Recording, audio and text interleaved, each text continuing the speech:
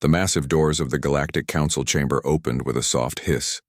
Ambassador Ray Brooks walked in, his footsteps echoing on the polished floor.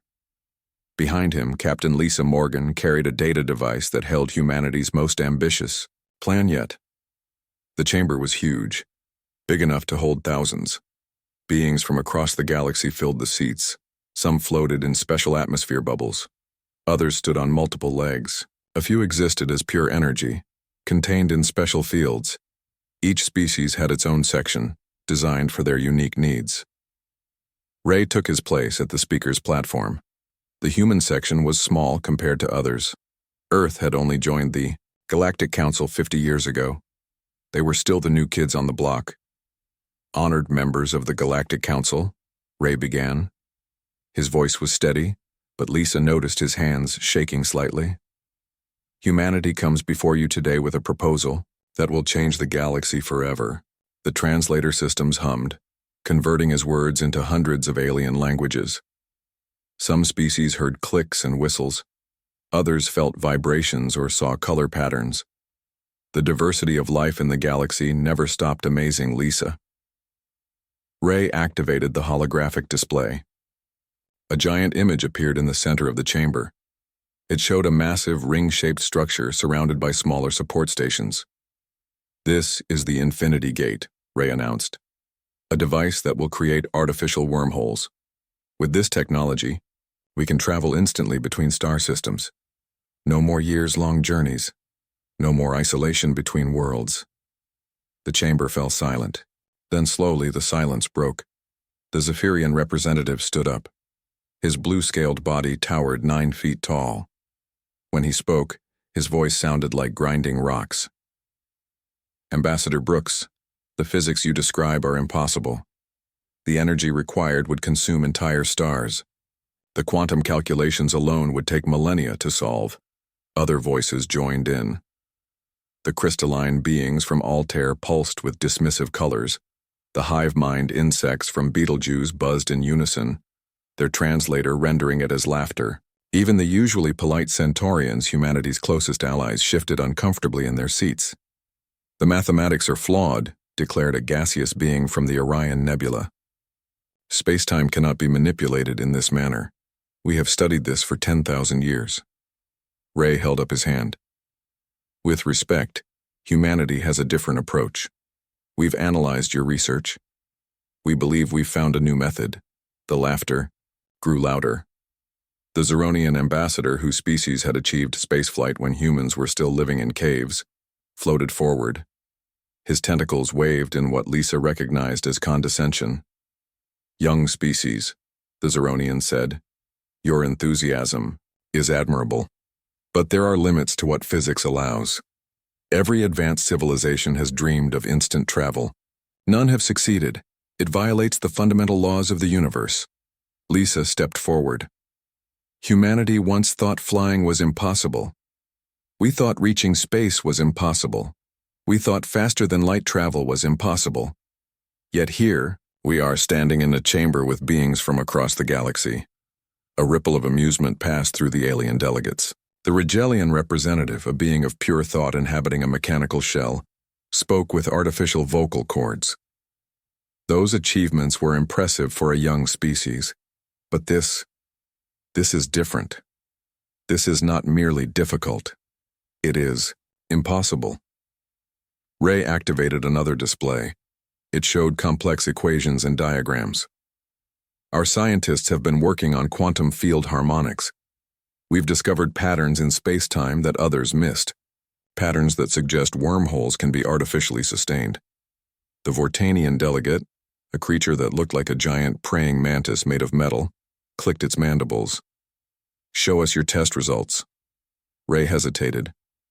"We haven't built a full prototype yet. We need resources, we need cooperation from other species.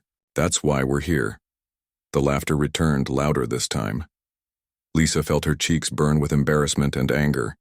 She looked around the chamber, seeing dismissal in every alien expression she could interpret. "You haven't even tested it?" The Zephyrian scales shifted to a mocking purple. "You come before the Galactic Council with untested theories and ask for our help?" The council moderator, An ancient artificial intelligence that had governed these sessions for eons spoke in a neutral tone. The human proposal is noted. Does any member species wish to support further investigation? Silence. Not a single hand, tentacle, or energy field raised in support. The proposal is declined, the moderator announced. The council finds insufficient evidence to pursue this project. Ray's shoulders sagged. But Lisa saw something else in his eyes. Not defeat, determination. As they left the chamber, Lisa heard the comments following them. Typical humans. Always dreaming beyond their means. They'll learn their limits eventually. Outside the chamber, Ray turned to Lisa. They're wrong. Lisa nodded. I know. We'll build it anyway. With what resources? They all said no. Ray smiled. It wasn't a happy smile. It was the smile of someone who had just been challenged. Humans have a long history of doing the impossible, especially when someone tells us we can't. They walked toward their ship in silence.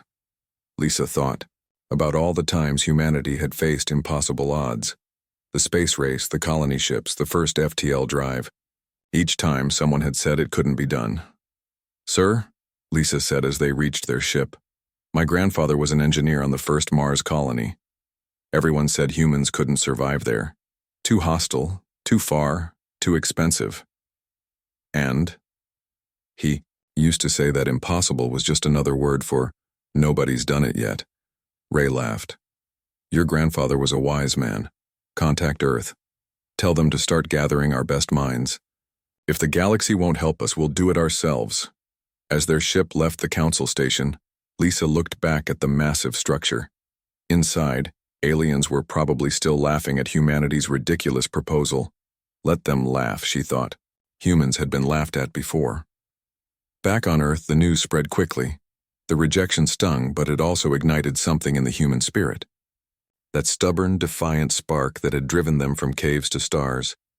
Within days, scientists began gathering at Luna Base. Engineers started sketching designs. Theorists dusted off old equations about space-time manipulation. The project that the entire galaxy had declared impossible was beginning. They called it impossible. But humanity would build it anyway. Because that's what humans did. They looked at the impossible and saw a challenge. They heard, "It can't be done," and answered, "Watch us." The Infinity Gate project had begun. 5 years passed like a blink. Between Earth and Mars, the skeleton of humanity's dream floated in space. Metal beams stretched across the void, forming a ring so large it could swallow a small moon. Construction lights blinked like stars, and hundreds of ships buzzed around the structure like bees around a hive. Chief Engineer Sam Davis floated in his spacesuit, checking the latest section. His team had been working non-stop for months. The Infinity Gate was taking shape piece by piece against all odds. "Boss, we've got visitors," his assistant Jake Murphy called over the radio. Sam turned to see 3 alien ships approaching. They kept a safe distance, just close enough to observe. He recognized the designs: a Zephyrian science vessel, a Rigelian observer craft, and a Vortanian patrol ship. "Let them watch," Sam muttered. "They're about to see something special." Inside, the main control station, Dr. Alice Johnson stood before a wall covered with equations. Her red hair was tied back messily, and she hadn't slept properly in days. The math was beautiful but brutal. Every calculation had to be perfect. "Doctor, the quantum field generators are ready for installation," reported Ming Chen, her lead assistant. Alice nodded. "Good. Remember, these aren't just machines. They're going to tear holes in reality itself. One mistake and we could create a black hole right here." The door hissed open. Commander Jack Miller walked in, his magnetic boots clicking on the metal floor. "How's our genius scientist doing?" Alice smiled tiredly. "Still crazy according to the rest of the galaxy. You know the Altarians published a paper last month? They mathematically proved our gate will fail." Jack laughed. "Good thing. Humans never were good at accepting proof of impossibility. How long until we can test?" 3 months, maybe 4. We need to calibrate every single field generator. There are thousands of them. Outside, more alien ships had arrived. The Zeronians sent a diplomatic vessel. The Centaurians, despite their doubts, sent a research team. Even species from the far rim of the galaxy came to witness humanity's folly. In the Luna Base cafeteria, young physicist Matt Turner sat with a group of engineers. They were all exhausted but excited. "You know what's funny?" said Jane Foster, a structural engineer. "My daughter's school project was about the Infinity Gate. Her alien classmates all said it was stupid. Their parents told them humans don't understand physics." "Let them talk," Matt replied. "In a few months, we'll show them a shortcut across the galaxy." The Vortanian Federation made an offer 2 months later. Ambassador Krex arrived at Luna Base with a proposal. The insect-like alien sat across from President Amy Rodriguez, his compound eyes reflecting the Earth visible through the window. "We will sell you refined exotic matter," Krex said, his translator making his clicks sound like words. 500 tons. Enough for your experiment. The price is reasonable. Only 3 colony worlds." Amy kept her face neutral. 3 worlds, for materials they desperately needed. It was extortion, but disguised as help. "That's very generous," she said carefully. "But humanity prefers to solve its own problems. We've developed our own extraction methods." Krex's antennae twitched in surprise. "Impossible. Exotic matter extraction requires technology beyond your level." Amy smiled. "We've heard that word a lot lately. Impossible. It motivates us." After Krex left, Amy called her advisors. "How's the asteroid mining project going?" "Better than expected," reported Director Paul Watson. "We found exotic matter deposits in the Kuiper Belt. The extraction is dangerous, but it works. Keep it up. We're not giving away 3 worlds for anyone's help." The first test came on a cold January morning. Earth's news channels broadcast it live. Alien observers gathered at what they considered a safe distance, about 1 million kilometers away. Inside the control room, tension filled the air. Sam Davis monitored the structural integrity. Alice Johnson watched the quantum field readings. Jack Miller coordinated the test sequence. "All systems green," reported technician Nancy Adams. "Power cores charging," added Bill Cooper from the energy station. President Rodriguez watched from Luna Base. Around the solar system, billions of humans held their breath. "Initiate test sequence," Jack ordered. The gate's rings began to spin, slowly at first, then faster. Energy crackled between the segments. The quantum field generators hummed with power that could light entire cities. "Field formation at 20%, Alice announced. 30. 40. Something shimmered in the center of the ring. Space itself seemed to ripple. 50%. 60. 70. The alien observers sent excited signals to their homeworlds. Was it actually working? 80%. 90. Field cohesion looks good. Crack! The shimmer collapsed. Lightning shot out from the gate's center. The quantum field destabilized in a cascade of failures. Explosions rocked 3 sections of the ring. Emergency alarms screamed. "Shut it down! Shut it down!" Jack shouted. The team worked frantically. After 30 seconds that felt like hours, the gate powered down. Smoke drifted from damaged sections. 3 generator stations were completely destroyed. The alien observers transmitted their reports immediately. Complete failure. Catastrophic breakdown. Humans have learned their lesson. In the aftermath, the damage reports poured in. Billions of dollars worth of equipment destroyed. Months of work ruined. But miraculously, no lives lost. Sam floated near the damaged sections, surveying the destruction. His suit radio crackled with an incoming message from the Rigelian observer. "Engineer Davis, this is Scientist Quell. We're sorry for your failure. Perhaps now, humanity will accept reality." Sam looked at the ruined generators, then at the stars, beyond. "Thanks for the sympathy, we'll need it for the cleanup." "You're not continuing this madness?" Sam grinned inside his helmet. "Of course we are. This just told us what doesn't work. That's valuable data." Back on Earth, the media questioned the project. Politicians demanded investigations. But in labs and workshops around the world, Human scientists and engineers were already analyzing. The failure. Look at this, Alice told her team, pointing at the data. The field was stable until the resonance frequency hit this specific point. If we adjust the harmonic modulators. At Luna Base, President Rodriguez held a press conference. Reporters from Earth and alien media filled the room. Will humanity abandon the Infinity Gate project? Asked a Centaurian journalist. Amy looked directly into the cameras. Abandon it? We've just begun. Every great human achievement started with failures. The Wright brothers crashed, early rockets exploded. The first FTL drive nearly destroyed Mercury. Failure isn't our end, it's our teacher. The alien reporters buzzed with confusion. Why didn't humans understand? They had failed.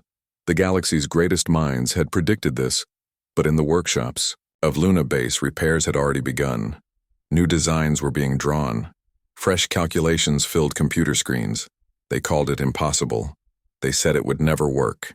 They watched humanity fail and expected surrender. They didn't understand humans at all. The work continued. Test number 37 started like all the others.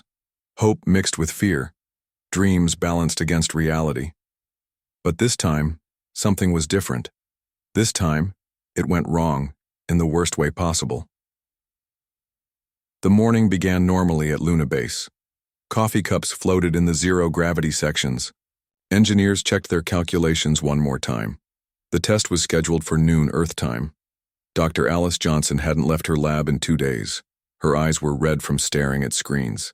Empty food containers floated around her workspace. She was close to something, a breakthrough that danced just beyond her grasp. Alice, you need to rest, said Joe Martinez, her research partner. Can't.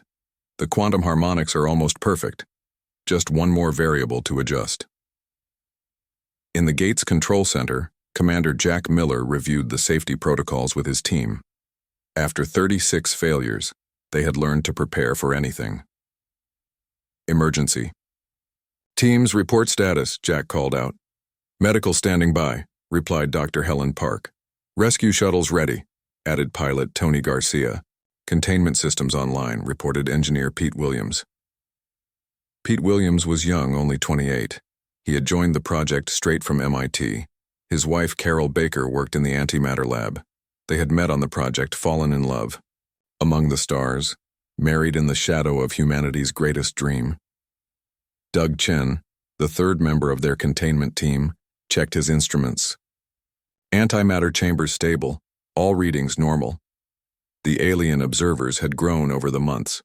Now, hundreds of ships formed a careful ring around the test zone. Some came to witness failure. Others hoped to see something impossible become real. Initiate startup sequence, Jack ordered. The gate's rings began their familiar dance. Energy flowed through channels designed to bend space itself. The quantum field generators hummed with power that defied conventional physics. Field formation beginning, Alice reported. 10%, 20%. Everything looked good. Better than good. Perfect. 30%. 40%. Harmonics are stable. In the VIP observation lounge, President Amy Rodriguez watched with Admiral Carl Black and several Earth senators. They had come to see progress to justify the billions spent on humanity's impossible dream. 50%. 60%. Field cohesion excellent. The shimmer appeared in the gate's center, not the weak flicker of previous tests, but a strong, steady distortion.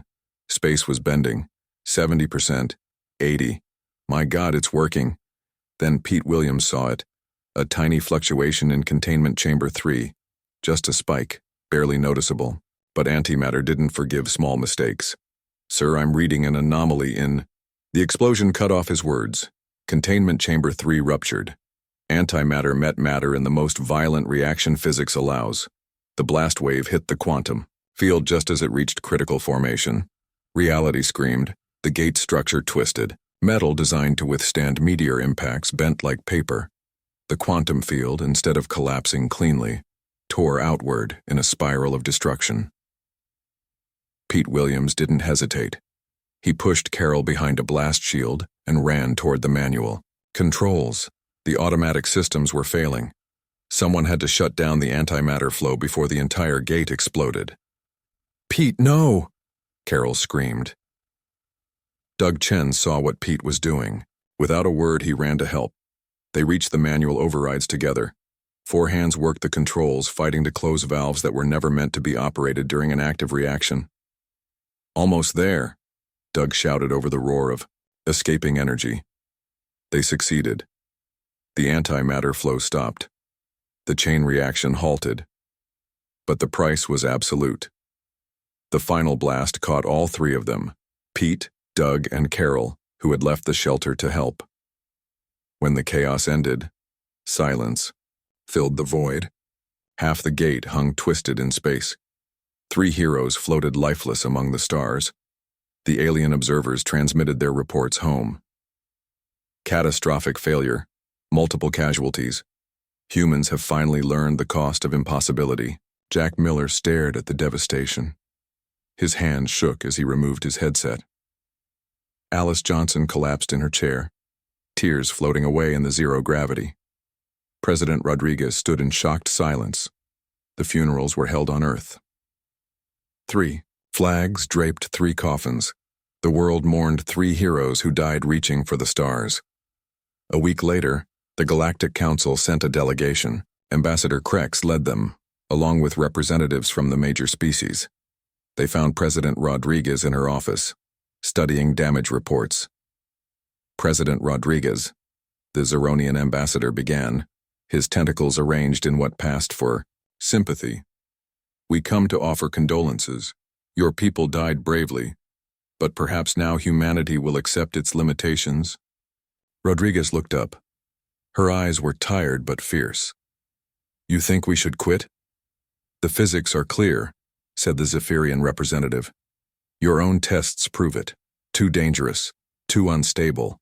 No species has succeeded because it cannot be done." The Rigelian scientist added, "Your losses are tragic but educational. Learn from them, find safer pursuits." Rodriguez stood. She walked to the window overlooking Earth.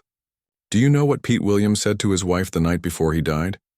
The aliens waited. He said, "Tomorrow, we touch the impossible." He knew the risks, they all did, and they believed it was worth it. "Belief doesn't change physics," the Zeronian insisted. "No," Rodriguez agreed, "but it changes humans." That night she visited the memorial wall at Luna Base. New names joined the others who had died reaching for space. She touched each nameplate. "Not for nothing," she whispered. "Never for nothing." At 3 a.m., Dr. Matt Turner burst into Alice Johnson's lab. The young physicist had been reviewing the disaster data obsessively. His tablet showed streams of calculations. "Dr. Johnson, wake up, I found something." Alice lifted her head from her desk. "Found what?" "The failure pattern." "Look," Matt's fingers flew across the screen. "We've been thinking about this all wrong. We keep trying to force the quantum field into stability. But what if we don't force it? What if we harmonize with it?" Alice stared at the equations. Slowly, understanding dawned. Like a tuning fork. Find the natural frequency and amplify it. Exactly. The field wants to form. We just need to help it find its shape. For the first time in days, Alice smiled. Pete would have loved this. They worked through the night. By morning, they had a new approach, not forcing nature to obey, but working with it, dancing with physics instead of wrestling it. The Infinity Gate project had suffered its darkest hour. 3 lives lost, billions in damage, the mockery of the galaxy. But humans don't quit when things get hard, they get clever. Jenny Adams never expected to save the galaxy. She was just a maintenance tech, 3rd class. Her job was fixing broken parts and replacing burnt circuits. Nothing glamorous, nothing that would make history. But sometimes history comes from unexpected places. 6 months had passed since the disaster. The Infinity Gate hung in space, half rebuilt, half broken. Teams worked around the clock, but morale was low. The harmony theory from Matt Turner and Alice Johnson showed promise, but translating theory into reality proved difficult. Jenny was replacing damaged field generators in Section 7. The work was tedious. Remove the old unit, install the New one, calibrate, test, repeat. She had done it 1,000 times. "Hey, Jenny, coffee break?" called Mark Powell, her shift supervisor. "5 more minutes," she replied. "Something's weird with these damage patterns." Mark floated over. "What do you mean?" Jenny pointed at the burnt generator. "Look, every time these fail, they fail the same way, but not random. There's a pattern, like waves on a beach." "So?" Jenny pulled out her tablet and started sketching. "What if the quantum field isn't fighting us? What if it's trying to tell us something?" Meanwhile, in the main lab, Alice Johnson was hitting walls. The harmony theory was sound, but every simulation ended in failure. The quantum field would start to form, then collapse in new and creative ways. "We're missing something," she told Matt Turner. "Something fundamental." Matt rubbed his tired eyes. "Maybe we need fresh perspectives. Someone who hasn't been staring at these equations for months." The door chimed. Jenny Adams stood there, clutching her tablet nervously. "Dr. Johnson? I'm sorry to interrupt. I know I'm just maintenance, but I found something strange." Alice almost dismissed her. Almost. But something in Jenny's eyes made her pause. "Show me." Jenny displayed her observations, the failure patterns, the wave-like distributions, the recurring mathematical relationships she had noticed while replacing hundreds of broken components. "It's like music," Jenny said. "My mom was a piano teacher. She always said that harmony isn't about forcing notes together. It's about finding the spaces between them." Alice stared at the data. Matt leaned in, his excitement growing. "The spaces between," Alice whispered. "We've been focusing on the field itself. But what about the gaps, the quantum vacuum between field lines?" They worked through the night. Jenny's observations, combined with the harmony theory, revealed something extraordinary. The quantum field didn't need to be forced or even guided. It needed room to breathe. "Reduce the generator output by 30%, Alice ordered during the next test. "But that's not enough power," protested Chief Engineer Sam Davis. "Trust me. Less is more." Test 43 began at dawn. The alien observers had thinned out. Many species had grown bored watching humans fail. Only the most curious remained. "Initiating startup sequence," announced Commander Jack Miller.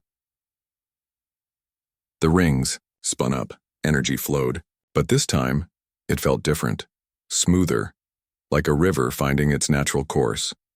"Field formation at 10%, reported Kevin Ross from the monitoring station.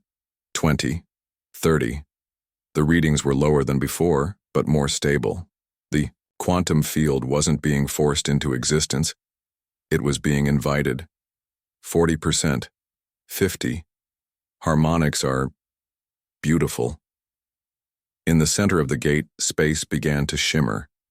Not the violent distortion of previous tests, but a gentle rippling, like silk in a breeze. 60%, 70. "Field cohesion is perfect." President Amy Rodriguez watched from Luna Base.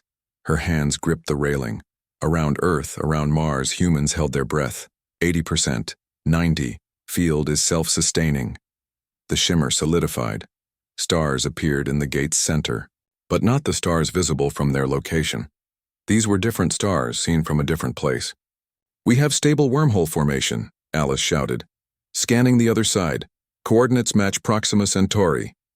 The control room erupted in cheers. On Earth, celebrations began, but the test wasn't over. "Sending probe through," Jack ordered. Basketball-sized probe flew toward the shimmering portal. It entered the distortion and vanished. Seconds later, signals came back from Proxima Centauri, 4 light-years away. "Transit successful. Probe has emerged in Proxima system." The wormhole held steady. Minutes passed. An hour. The field remained stable, humming with quiet power. The alien observers scrambled to send messages home. The impossible had happened. Humans had torn a hole in space-time and made it behave. "Bring the probe back," Jack ordered. The probe returned through the gate, carrying data from another star. The first artificial wormhole in galactic history was a complete success. In her maintenance bay, Jenny Adams watched the celebration on screens. Nobody remembered the maintenance tech who had seen patterns in burnt circuits. That was okay. She smiled and went back to work. But Alice Johnson remembered. During the victory speech, she called Jenny to the podium. This breakthrough came from unexpected places, Alice announced. From a maintenance technician who saw music in our failures, from a young physicist who suggested harmony over force, from engineers who rebuilt after disaster. This is humanity's achievement, all of us. The Galactic Council called an emergency session. The Zeronian ambassador who had mocked humanity's dreams now spoke with careful respect. We request details of this Infinity Gate technology. Ambassador Ray Brooks smiled. Humanity will share this knowledge. But first we need to discuss terms. Fair terms. No species owns the stars. 6 months later, construction began on the production model. The prototype had proved the concept. Now came the real work. Building. A gate large enough for ships.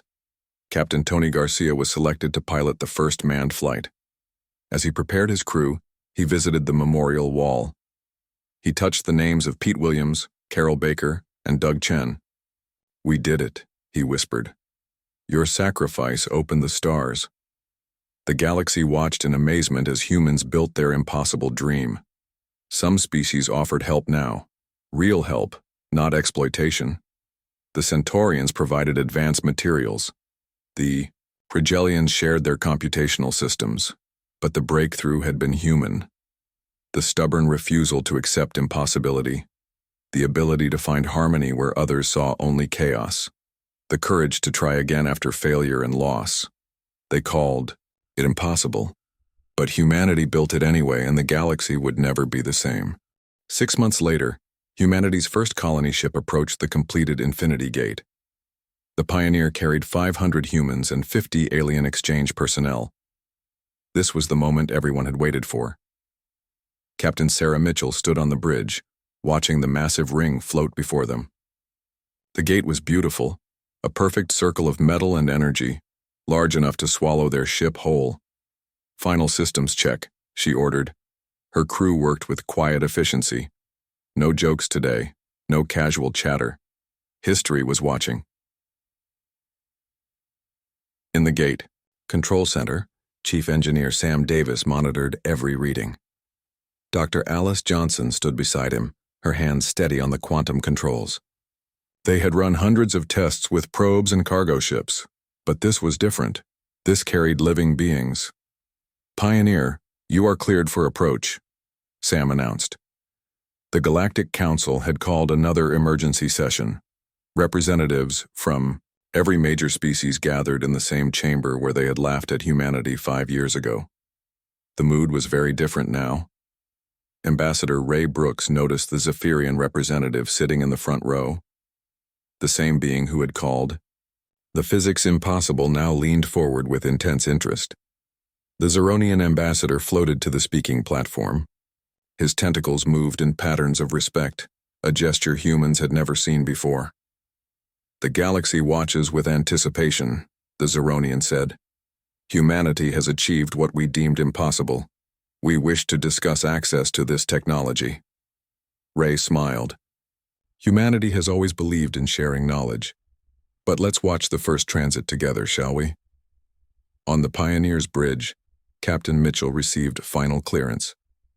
All stations, prepare for historic transit. Helm, take us in. Quarter. Speed. The colony ship moved forward.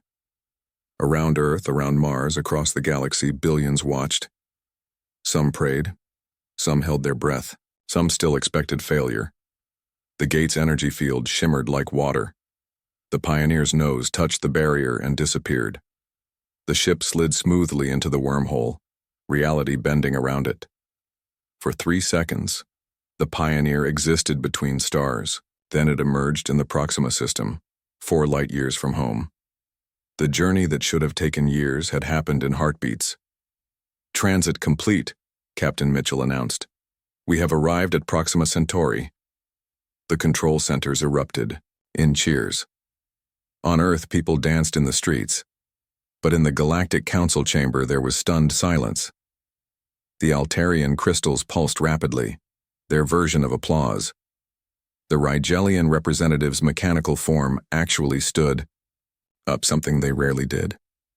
Even the proud Vortanians clicked their mandibles in approval. "Now," said Ray Brooks, "let's discuss sharing this gift with the galaxy." The negotiations were different this time. No mockery, no condescension. The Zephyrian representative spoke. "First, we misjudged humanity. We offer our advanced shield technology in exchange for gate access." Others followed. "Real offers, fair trades, respect. Humanity accepts," Ray said. "But with conditions. The gate technology will be freely licensed to any species willing to collaborate on improvements. No one owns the stars. We all share them."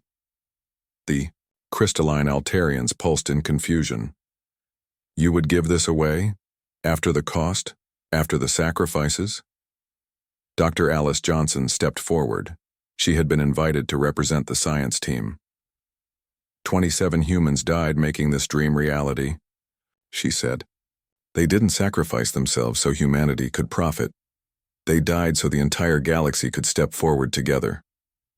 As the council discussed terms, Captain Mitchell prepared for the return journey. Her crew included alien scientists who would study the gate firsthand. "Transit in T-60 seconds, announced the controller.